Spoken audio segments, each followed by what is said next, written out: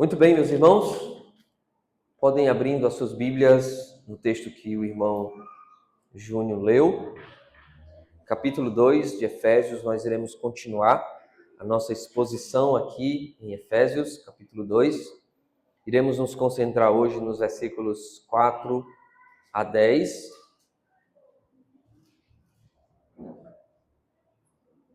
Expomos domingo passado os 3 primeiros versículos e hoje quero expor com vocês, refletir com vocês os versículos 4 até o versículo 10.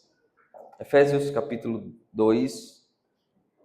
No entanto, vamos fazer toda a leitura do versículo 1 até o versículo 10, para compreendermos bem a palavra do Senhor.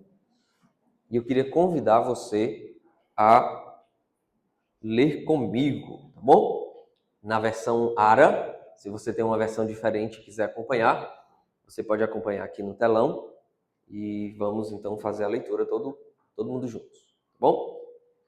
Ele vos deu vida, estando vós mortos nos vossos delitos e pecados, nos quais andastes outrora, segundo o curso deste mundo, segundo o príncipe da potestade do ar, do espírito que agora atua nos filhos da desobediência, entre os quais também todos nós andamos outrora, segundo as inclinações da nossa carne, fazendo a vontade da carne e dos pensamentos, e éramos por natureza filhos da ira, como também os demais.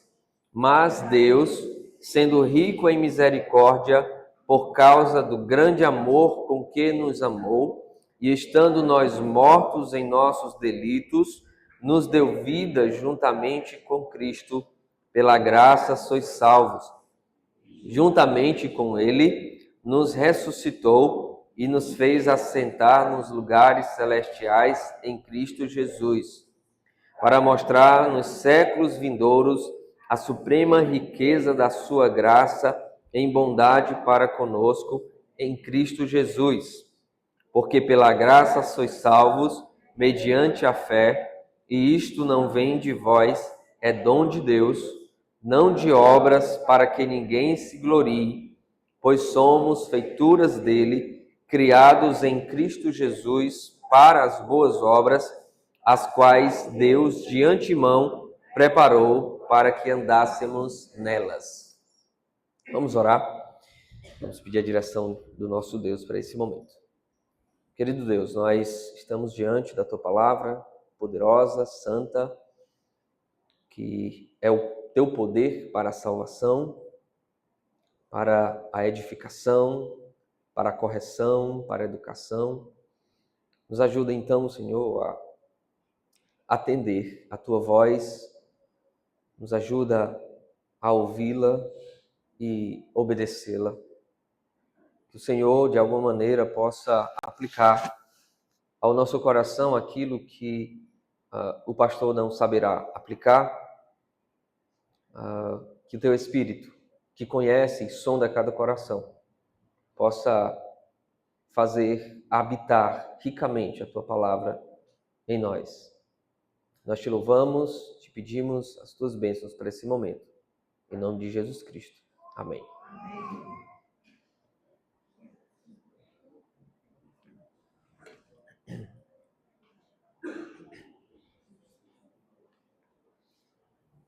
Mas Deus,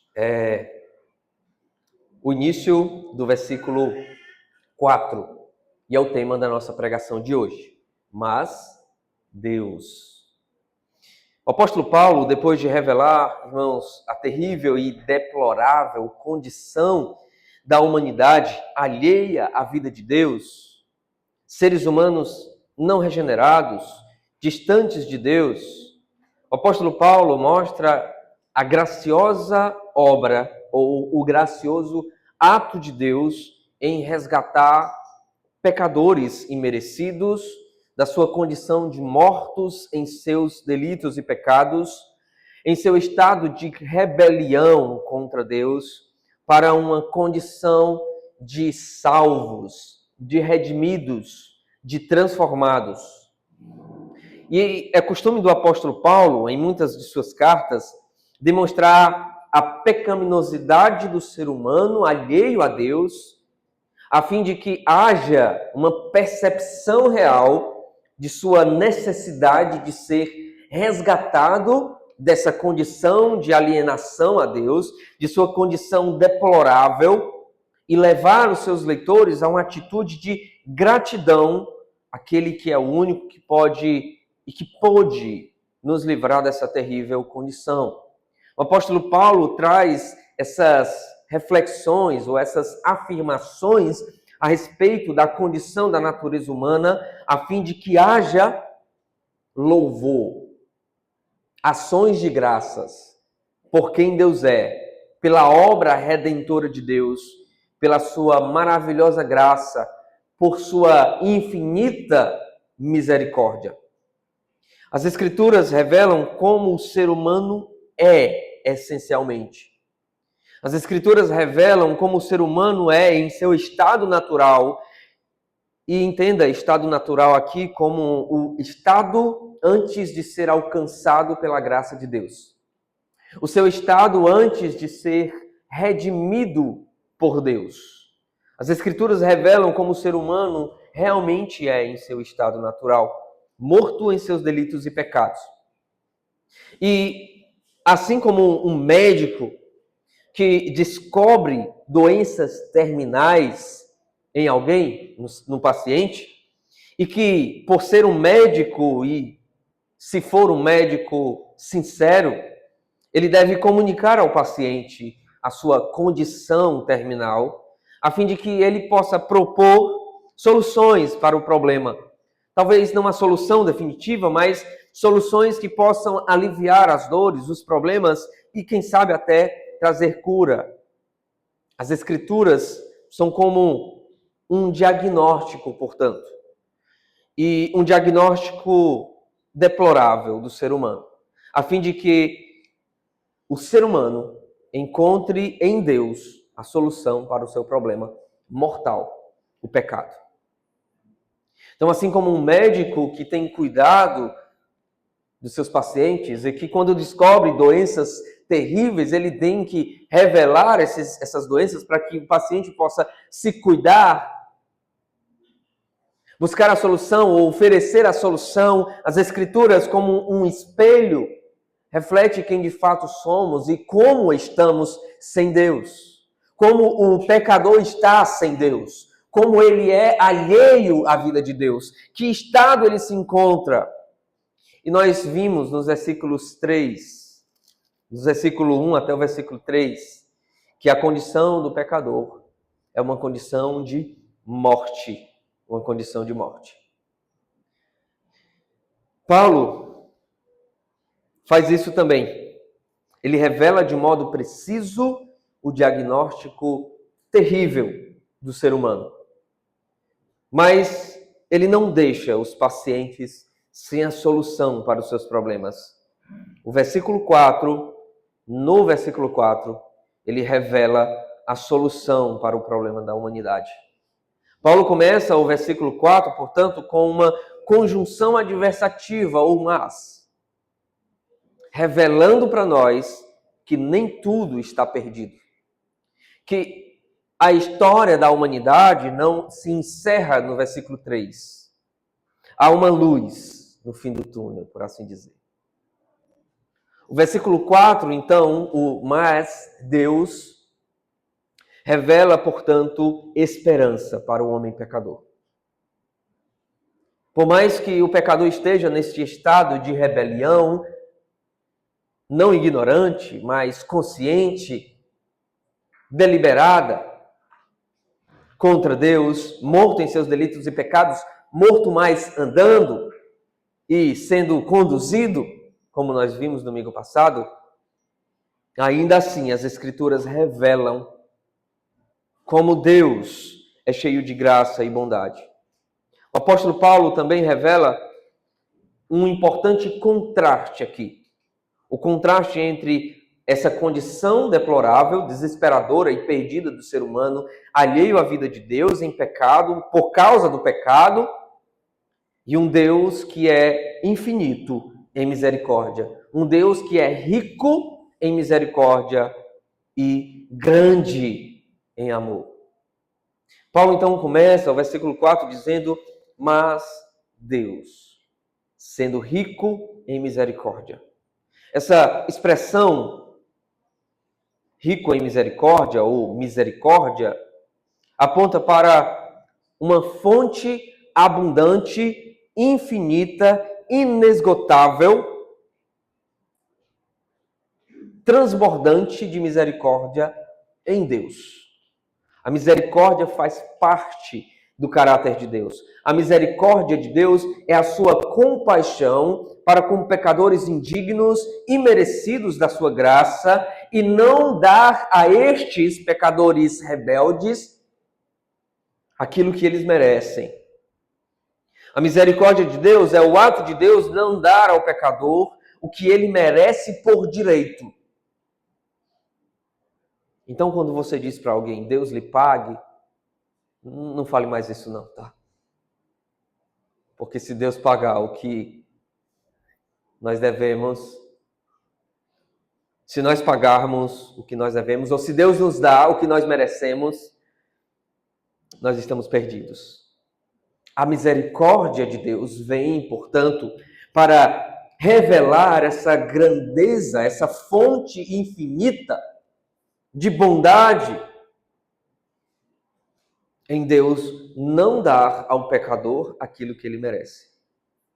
Paulo diz que a morte espiritual é resultado da natureza pecaminosa do ser humano, que é deliberadamente rebelde e que peca porque é rebelde e que vive em rebelião contra Deus de modo consciente. Ele é ignorante em relação a Deus, não porque não sabe, mas porque quer ser ignorante, não busca o conhecimento de Deus. Por isso Paulo chama essas pessoas de filhos da ira, ou merecedores da ira, ele diz no finalzinho do versículo 3. A condição descrita nos versículos 1, 2 e 3 do ser humano resulta em merecedores da ira de Deus. Deus, sendo santo, sendo justo, o legislador das leis, precisa, de alguma maneira, reivindicá-las. No entanto, meus irmãos, além da sua santa ira, Deus dispõe de misericórdia infinita.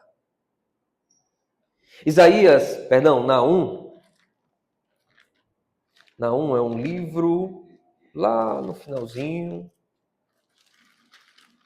lá no meio da Bíblia, os profetas, não no finalzinho, no meio da Bíblia, os profetas menores. É um livro bem pequenininho, 3 capítulos. Mas o versículo capítulo 1,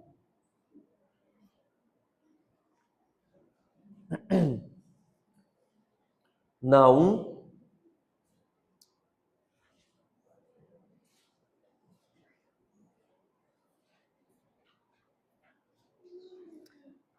será que eu espero vocês acharem? Não vou esperar não, senão a gente vai... Versículo 1 e 2 e 3 diz assim: sentença contra Nínive, livro da visão de Naum, habitante de Ecós, ou de Elcos. O Senhor é Deus zeloso e vingador, o Senhor é vingador e cheio de ira. O Senhor toma vingança contra os seus adversários e reserva indignação para os seus inimigos. Mas o Senhor é tardio em irar-se, mas grande em poder, jamais inocente ou culpado. O Senhor tem seu caminho na tormenta, na tempestade, na tormenta e na tempestade, e as nuvens são pó dos seus pés. Naum, o profeta Naum descreve um Deus que geralmente não é apresentado para todos. Normalmente não é apresentado de maneira alguma. Um Deus que é cheio de ira, um Deus que reserva indignação, um Deus que não inocenta o culpado. Esse é o Deus santo, santo, santo. No entanto, além da sua ira santa e justa, Deus dispõe de infinita misericórdia e de grande amor, ou abundante amor. Seu coração compassivo e amoroso o move a agir com misericórdia, não dando ao pecador o que ele merece receber justamente. Paulo, portanto, revela esse enorme contraste entre o pecador culpado de seus pecados e delitos, de sua alienação a Deus, e um Deus que é infinitamente rico em misericórdia e abundantemente cheio de graça. Essa misericórdia é revelada no grande amor de Deus. Paulo continua e diz: mas Deus, sendo rico em misericórdia, por causa do grande amor com que nos amou.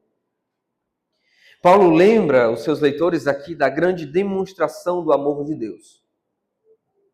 Paulo quer lembrar aqui, certamente, do ensino de Jesus a respeito do grande amor do Pai. Certamente estava na mente do apóstolo Paulo o ensino de Jesus sobre a demonstração de Deus enviar o seu próprio Filho ao mundo como uma forma, como um ato de amor, de grande amor. Deus enviar o seu Filho ao mundo para salvar o mundo, para salvar o pecador. Ensino esse destacado por João, com mais detalhe no Evangelho de João, capítulo 3, e versículo 16. A escrita do Evangelho de João, meus irmãos, é posterior a Efésios. Paulo escreveu primeiro, João escreveu depois. No entanto, o ensino de Jesus sobre o amor de Deus, demonstrado no envio do Filho ao mundo para salvar o pecador, é anterior a Efésios. Portanto, certamente estava na mente do apóstolo Paulo que esse infinito, que essa riqueza de misericórdia, ela é demonstrada neste grande ato de amor. No entanto, meus irmãos, é importante ressaltar que a misericórdia de Deus não é um mero emocionalismo, não é um mero sentimentalismo de Deus, não é uma compaixão, não é uma piedade apenas, não é uma atitude meramente emocional, passiva, condicionada ao ser humano ou alguma outra coisa externa a ele. O que o move a agir com misericórdia, com amor, é seu caráter compassivo, cheio de amor. No entanto, a sua misericórdia não isenta a sua justiça. Sua misericórdia não absolve o pecador da sua culpa. A misericórdia de Deus é não agir com justiça no pecador, mas ela é feita em Jesus, seu Filho. A misericórdia de Deus não isenta, não apaga, não eclipsa a justiça de Deus. Ela se manifesta na vida de Cristo, ou melhor, na morte, na cruz de Cristo. Seu grande amor misericordioso é revelado no perdão de pecadores culpados, sendo substituídos por Jesus Cristo na cruz. Deus olha para a humanidade e seu caráter misericordioso e cheio de amor decide salvar por compaixão, por misericórdia, mas não absolve. Ele pune a Cristo no lugar dos pecadores, porque Deus é um Deus zeloso e que jamais inocenta o culpado. Ele não inocenta o culpado, ele perdoa. Sem perdão, sem derramamento de sangue, não há perdão, não há remissão de pecados. Paulo continua e diz que nós estávamos mortos em nossos delitos de pecado. Paulo aqui vai reiterar o que ele falou nos versos anteriores, no verso 1, precisamente. Agora ele se inclui como um dos que estava morto em seus delitos e pecados. Ele diz, e estando nós mortos nos nossos delitos, deixa eu ler todo ele, essa parte. Mas Deus, sendo rico em misericórdia, por causa do grande amor com que nos amou, e estando nós mortos em nossos delitos, reitera aqui o que ele já havia dito sobre a morte, após falar da misericórdia manifestada de um grande amor com que nos amou, como uma forma de exaltar essa misericórdia, ele diz, isso aconteceu quando nós ainda estávamos mortos em nossos delitos e pecados, ou seja, Deus é infinito em misericórdia e amor, mesmo nós estando mortos. Foi em nosso estado de morte, de rebelião, de rebeldia, que Deus nos encontrou.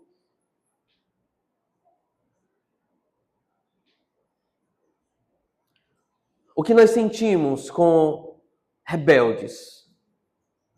O que nós sentimos com delinquentes? Sentimos pena, sentimos compaixão, sentimos raiva. Sentimos raiva de bandidos, ladrões, assaltantes, assassinos. Mas Deus, sendo rico em misericórdia, sente compaixão, age com compaixão.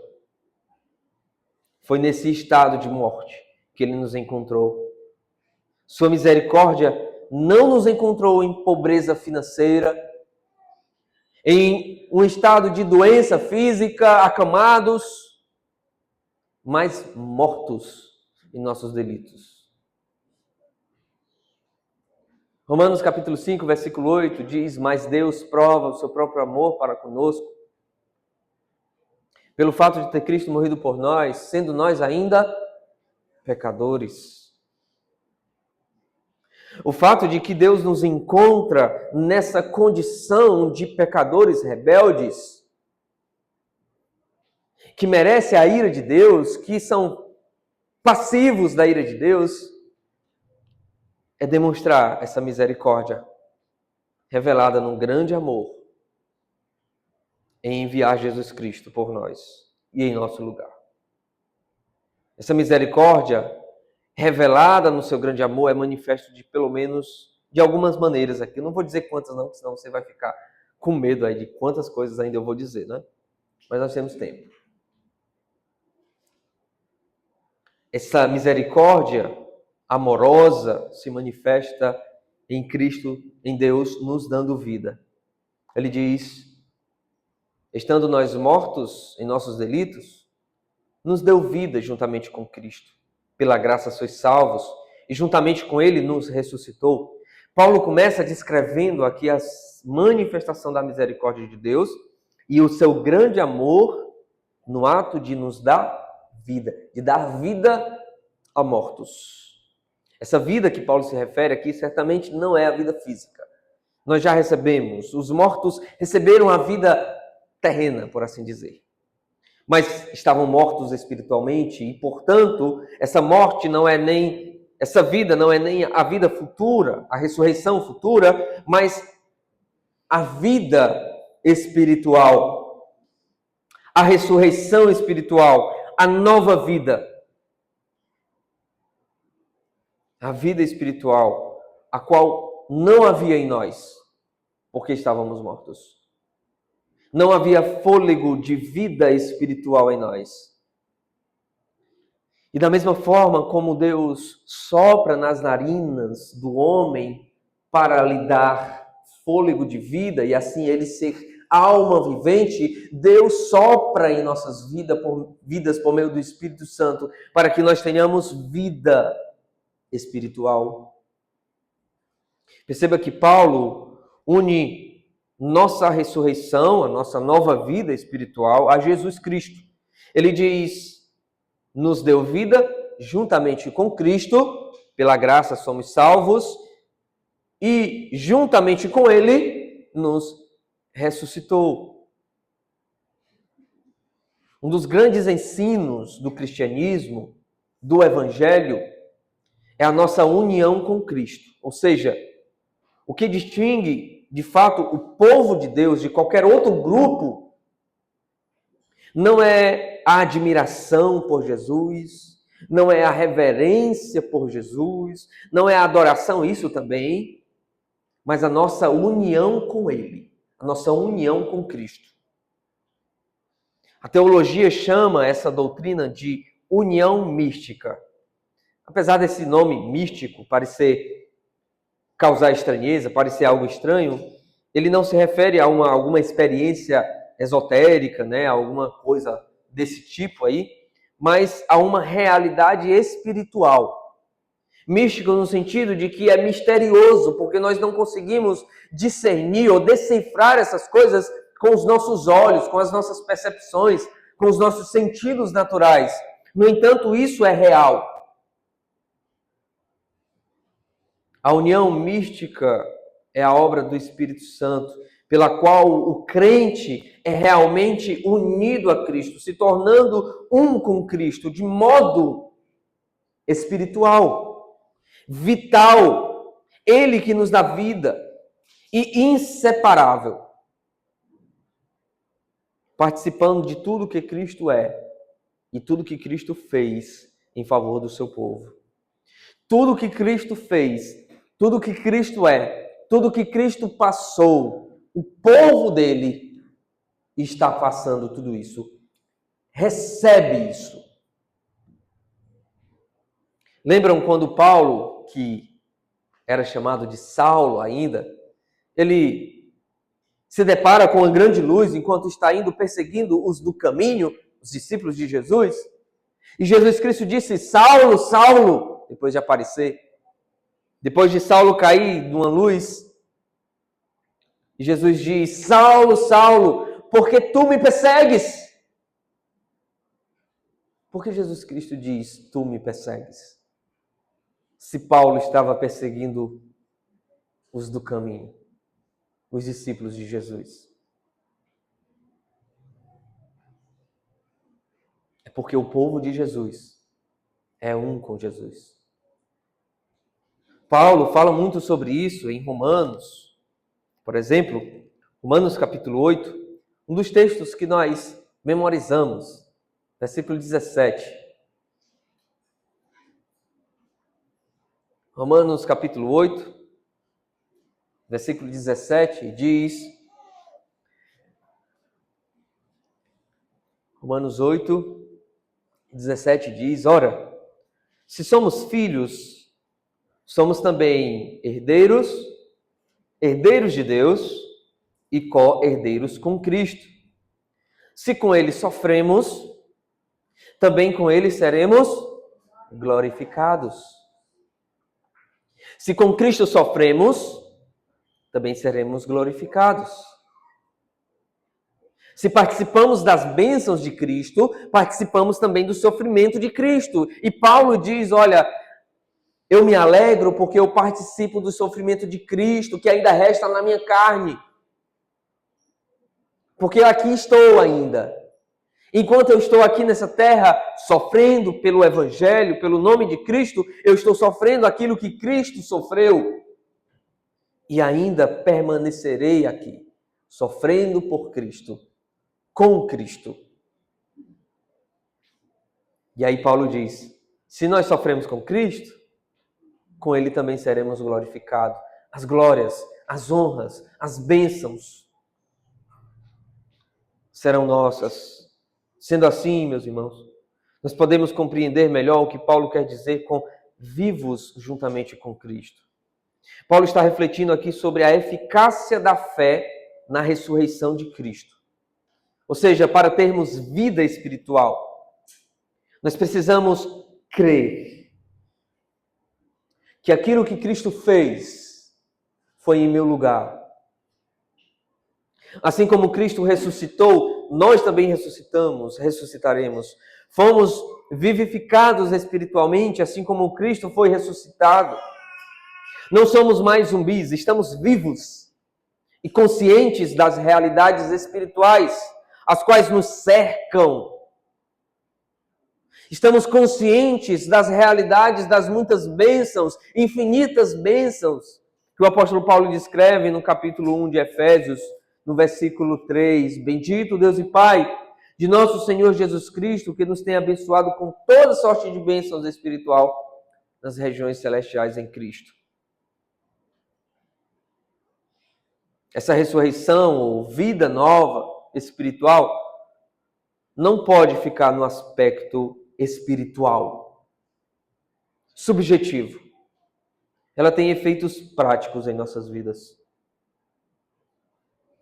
Essa nova vida em Cristo é uma vida que permite viver para a glória de Deus, em obediência a Deus de modo sincero, temendo a Deus de modo sincero, de todo o coração, rejeitando as coisas do mundo, os princípios, os valores que não estão de acordo com o caráter santo de Deus, com a vontade de Deus. Entre as expressões vida e juntamente com Cristo, nós encontramos o quê? Pela graça, vocês são salvos. Paulo está lembrando aqui, é um refrãozinho que Paulo coloca. Ele vai falar depois de novo no versículo 7, no finalzinho. Versículo 8. Pela graça vocês são salvos. E nós vamos entender isso daqui. A sua misericórdia e grande amor é manifestado também no ato de nos fazer assentar nos lugares celestiais ou nos colocar em um local de honra, em uma posição de honra. Esse grande amor e misericórdia infinita é manifestado não só no ato de termos vida, por estarmos mortos, mas também de nos colocar ou nos posicionar em um local de honra. Ele diz, e nos fez assentar, continuação do versículo 5, no versículo 6, e juntamente com ele nos ressuscitou e nos fez assentar nos lugares celestiais em Cristo.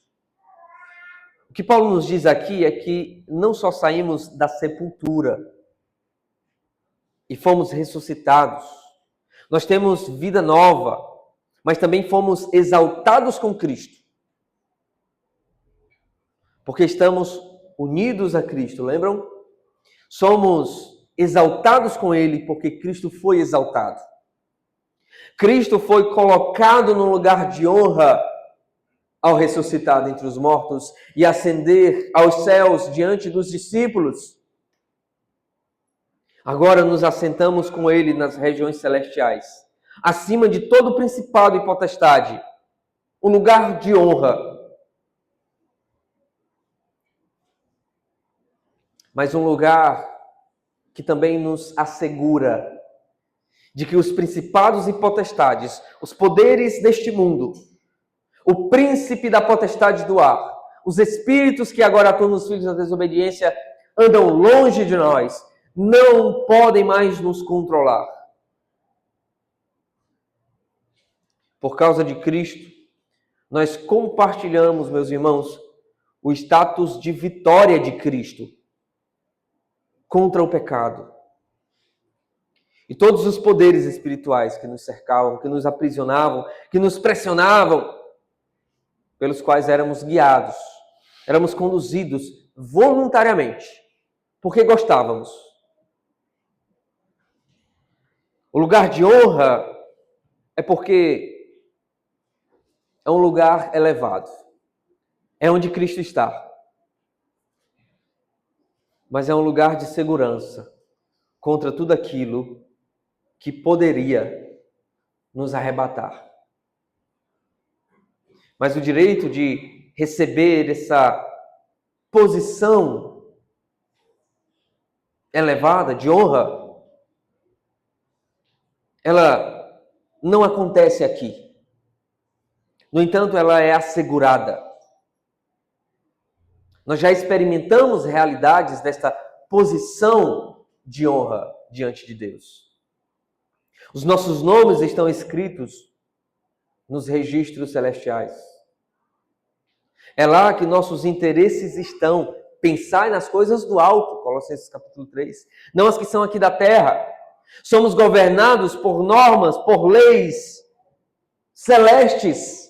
Por isso não concordamos com aquilo que o mundo nos diz que devemos fazer, que é contra Deus. Também somos movidos por impulsos do céu. Nossas motivações, os nossos pensamentos, os nossos desejos, eles precisam estar alinhados com aquilo que nós já somos. Teoricamente, as bênçãos do céu são derramadas abundantemente sobre nós. Nós aspiramos o céu, desejamos o céu. Estamos aqui, mas nós desejamos aquilo que nos aguarda. Paulo mostra para nós não só a manifestação da misericórdia de Deus e o amor, mas também o propósito pelo qual fomos alcançados. A razão pela qual o seu grande amor e a sua misericórdia nos encontrou ainda mortos em nossos delitos e pecados. A graça de Deus, ela é manifestada em nos dar vida, em nos fazer assentar no lugar de honra. E Paulo não somente fala sobre isso, mas fala sobre o propósito. E ele vai falar no versículo 7. Ele revela que o propósito é demonstrar a graça de Deus. É Deus demonstrar a sua graça em nós, pecadores. Versículo 7. Para mostrar nos séculos vindouros a suprema riqueza da sua graça em bondade para conosco em Cristo Jesus. E eu queria ler para os irmãos um comentário desse texto, que eu fiz questão de deixar como estava. Eu não só simplesmente peguei a ideia e trago aqui para os irmãos, mas como está. Eu quero que os irmãos ouçam, porque eu achei muito belo. Sobre a revelação da graça de Deus para a posteridade, por assim dizer. Versículo 7, para mostrar nos séculos vindouros tudo isso que aconteceu, toda a graça de Deus, toda a bondade de Deus e misericórdia de Deus, com o fim de mostrar nos séculos que virão a suprema riqueza da sua graça em bondade para conosco. Hendrickson diz o seguinte: portanto, o propósito de Deus em salvar seu povo está além do homem. Seu alvo principal é a sua própria glória. É por essa razão que ele manifesta a sua graça em toda a sua incomparável beleza e poder transformador. Para alguns, isso pode parecer algo frio ou mesmo egoísta. Não obstante, ao ler alguém essa passagem, logo descobrirá que a eclipsante majestade de Deus e a sua terna condescendência se combinam aqui. Porque a glória de seus atributos é posta em realce enquanto reflete a si mesma em bondade para conosco. Nós somos as suas joias fascinantes, ilustres. Perguntou-se a uma senhora romana o seguinte: onde estão as suas joias? Ela chama seus filhos e aponta para eles e diz: eis aqui as minhas joias. Assim também, ao longo de toda a eternidade, os redimidos serão exibidos como um troféu, um monumento de a maravilhosa graça de nosso amorável Senhor, que nos resgatou do poço de destruição e nos soergueu às alturas da bem-aventurança celestial e efetuou tudo isso por um preço tal, arrancando de si mesmo, que não poupou o seu próprio filho, e de uma maneira tal que nem sequer um de seus atributos, nem ainda a sua justiça, foi eclipsado. Que palavras lindas, né? Algumas nós nem usamos no nosso vocabulário. Mas em simples palavras, o que esse comentarista fala é: Deus quer manifestar para o mundo os seus atributos. E desses atributos inclui sua graça e misericórdia. E Ele quer fazer isso, revelando a sua graça e misericórdia em nós. Você quer ver a graça de Deus e a misericórdia de Deus? Você quer perceber a graça e a misericórdia de Deus? Olhe para um salvo. Olhe para um salvo.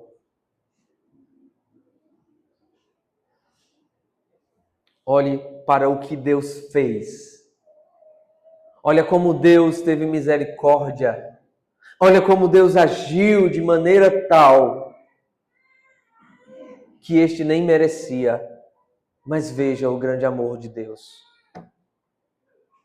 No entanto, mesmo tendo uma compreensão real, meus irmãos, do propósito de Deus em nos salvar, ainda assim, no presente tempo, nós enfrentamos restrições, irmãos, por causa das nossas limitações humanas, por causa dos nossos pecados. E não percebemos muitas e muitas vezes a grandeza dessa graça sobre nós, sobre pecadores. Mas no futuro, quando enfim estivermos plenamente perfeitos em Cristo, como Jesus Cristo, aí sim nós seremos capazes, meus irmãos, de contemplar com profundidade insuperável a riqueza da graça de Deus e a sua misericórdia em nossas vidas. Sabe por que eu digo que nós não contemplamos de modo perfeito e profundo? Porque quem contempla de modo perfeito e profundo aquilo que Deus fez, não esquece. E nós esquecemos. Nós pecamos. Nós caímos. Nós tropeçamos. Nós ignoramos.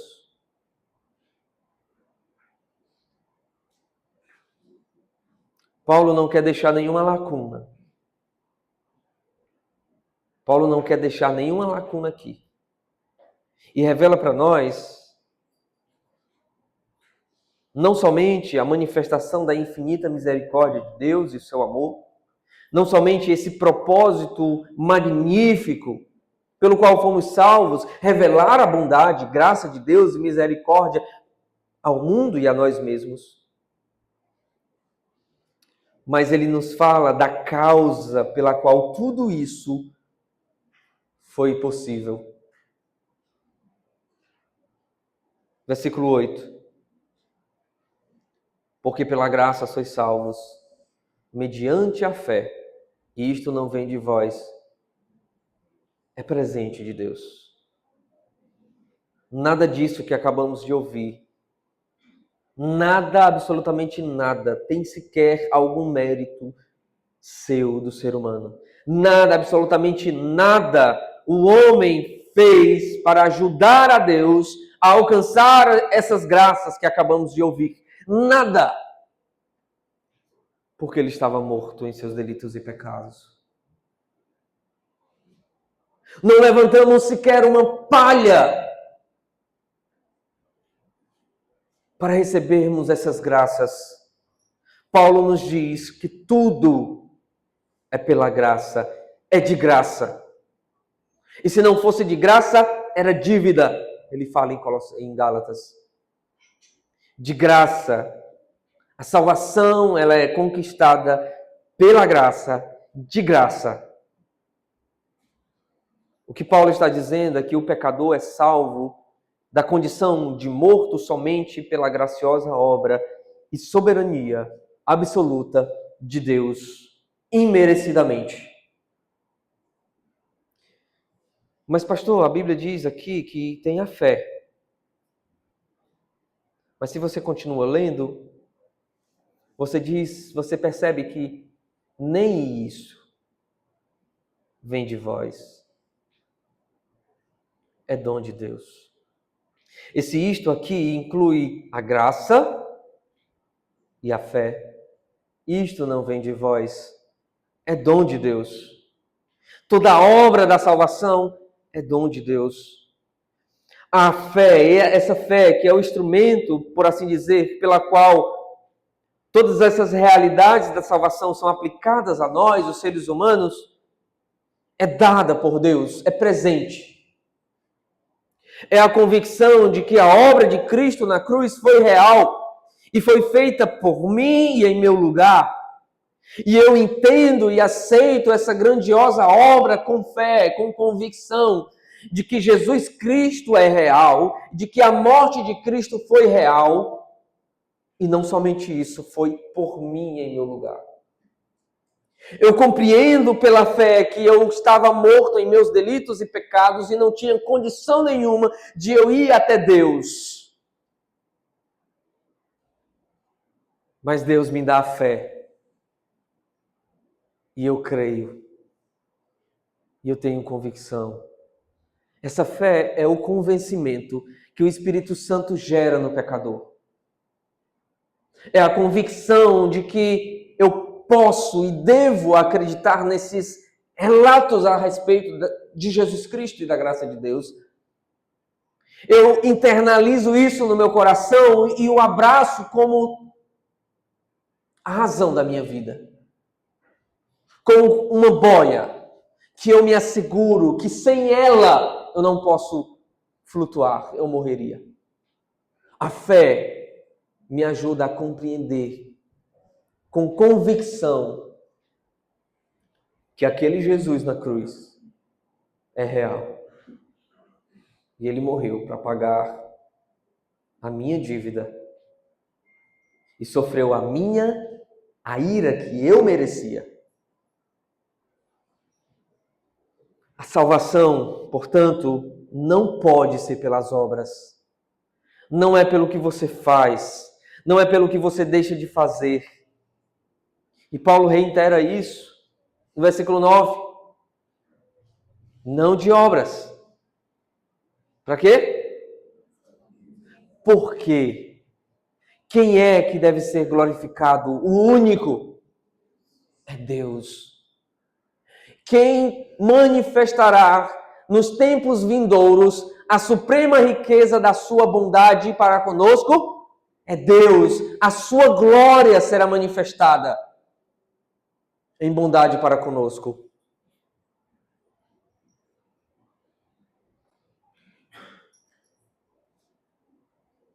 Pastor, mas eu faço tanta coisa boa. Eu faço tantas coisas boas, eu nem faço coisas ruins, na verdade.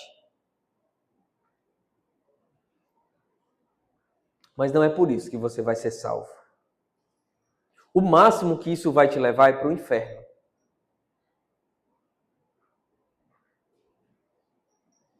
A salvação não é por meio de obras. Não é por meio do que eu faço ou deixo de fazer, mas por crer em Jesus Cristo. E a obra dele, sim, ser aquilo que me salva. Paulo conclui esse parágrafo da graça abundante de Deus, revelando que essa salvação de graça, sem méritos nossos, é obra exclusivamente de Deus. Mas não exclui obras. O incrível é isso, porque não exclui obras. O versículo continua, o texto continua, o parágrafo continua, e ele fala no versículo 10, olha comigo o versículo 10. Por favor, olha o versículo 10. Olha o que diz aqui no versículo 10. Ele diz no versículo 9, não é por obras que ninguém é salvo, para que ninguém se glorie. Versículo 10 diz, pois Somos feituras dele, criados em Cristo Jesus. Paulo está dizendo, olha, nós fomos recriados. Ele diz, nós estávamos mortos e Deus nos deu vida juntamente com Cristo. E essa nova vida, portanto, é uma nova criação. E Paulo coloca aqui como uma nova criação. Nós somos novas criaturas, fomos criados ou recriados em Cristo para as boas obras. O que nós entendemos, portanto, é que a salvação não é pelas obras, mas é para as obras. O que vem primeiro? É a salvação ou as obras? A salvação para as boas obras. Isso significa, portanto, que somente Deus receberá ou será glorificado, aceitará as nossas boas obras se estamos em Cristo. Por isso ele diz, pois somos feituras dele, criados em Cristo Jesus para as boas obras, as quais Deus de antemão preparou para que andássemos nelas. E aí eu quero dizer para você, meu amigo, que talvez você está dizendo, olha, eu faço coisas boas, eu não faço coisas ruins. Mas se você não crê em Jesus Cristo, se você não está unido a Cristo, tudo que você fizer de bom ficará aqui, não passará das nuvens, porque não são feitas em Cristo. É em Cristo que as nossas obras são convertidas em glórias a Deus.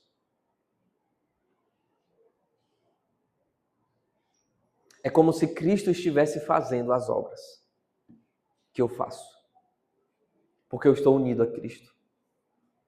E Deus recebe aquilo que eu faço de bom, porque eu estou em Cristo.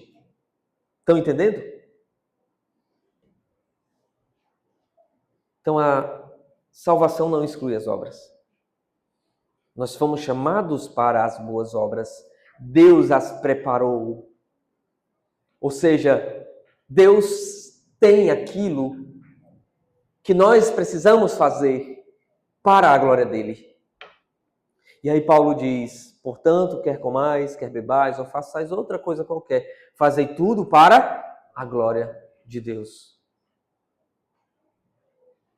Todos os nossos atos de bondade em Cristo são aceitos por Deus, não para a salvação, mas como um ato de gratidão. As obras não são para a salvação, elas são posteriores, elas são depois da salvação. E Deus recebe, não como um meio de alcançar o favor dele. Deus recebe como um ato de sacrifício, de gratidão. Aquilo que você deve fazer agora, de bom, não é para acrescentar um degrau para o céu, mas é porque você já alcançou o céu e você vive à luz disso. A salvação do pecador é por pura graça e misericórdia. Não há espaço para orgulho, meus irmãos, eu estou concluindo aqui. Não há espaço para soberba, não há espaço para se achar melhor do que os outros. Nossa condição era de morto, nada em nós promovia-nos. Só fazíamos feder a defunto. A nova vida que temos deve ser refletida no modo como nós vivemos, meus irmãos. Se formos ressuscitados com Cristo, a nossa forma de viver deve refletir a minha vida em Cristo. E a pergunta é, eu vivo de fato a nova vida que Deus gerou em mim, em Cristo? Aquilo que eu faço parece com aquilo que Cristo faria ou fez? Estar assentado nos lugares celestiais é a posição legal do crente, é o status legal do crente em Jesus Cristo. Mas essa realidade deve refletir o fato de que as coisas desta vida, elas não nos fascinam. Elas não nos geram preocupação demasiadamente. Elas não nos devem fazer tirar o foco do alto de Cristo, onde Cristo vive, mas olhar para cima, com os pés no chão, olhando para cima. Humanamente falando, se você olhar para cima e continuar caminhando, você tropeça, né? Você vai cair feio, porque você não vai ver o chão. Mas na vida cristã, espiritualmente falando, para que nós não caiamos, nós precisamos caminhar olhando para cima. E nós não tropeçaremos, não cairemos. Como nova criação de Deus, andemos, portanto, neste caminho que Cristo pavimentou, meus irmãos. E não nos caminhos tortuosos da vontade da carne e dos pensamentos. Como novas criaturas, nós temos a capacidade de nos desviar de caminhos tortuosos, de caminhos errados. E fazer aquilo que agrada o Senhor. Agora sim. Agora, depois de salvo, Deus recebe a nossa adoração. Deus recebe as nossas obras e é glorificado nisso. Deixa eu falar para você que aqui está, que não está unida a Cristo, porque não creu em Cristo. Você continua morto. E talvez você está ouvindo, mas não tem forças para buscar Deus. A minha oração é que o Espírito Santo te dê vida, te ressuscite, para que você viva para Cristo. Amém? Vamos orar. Senhor, nós te louvamos por tua graça, tua bondade, teu favor. Obrigado, Senhor, porque não dependeu de nós a salvação, porque não tínhamos condição. Não temos méritos. Os nossos pecados são muitos. Nenhuma boa obra, Senhor, cobre a multidão dos meus pecados, Senhor. Nenhum bom ato de justiça aqui neste mundo, Senhor, cobre a infinita conta que eu tenho contigo, que temos, que o ser humano tem contigo. Mas a obra de Cristo é infinita e cobre multidão de pecados. E agora, Senhor, o Senhor nos salvou. Nos ajuda a viver e fazer aquilo que agrada ao Senhor. Obrigado pela salvação. Não merecemos. Em nome de Jesus Cristo, a quem amamos. Amém. Se você entendeu a mensagem de salvação, se o Senhor falou ao seu coração e você quer confessar o seu pecado, se você quer confessar a Cristo como Senhor e Salvador de sua vida, os irmãos do louvor podem ir chegando. Você pode falar comigo depois, você pode falar com algum outro irmão aqui da igreja. Mas busque essa vida com Cristo.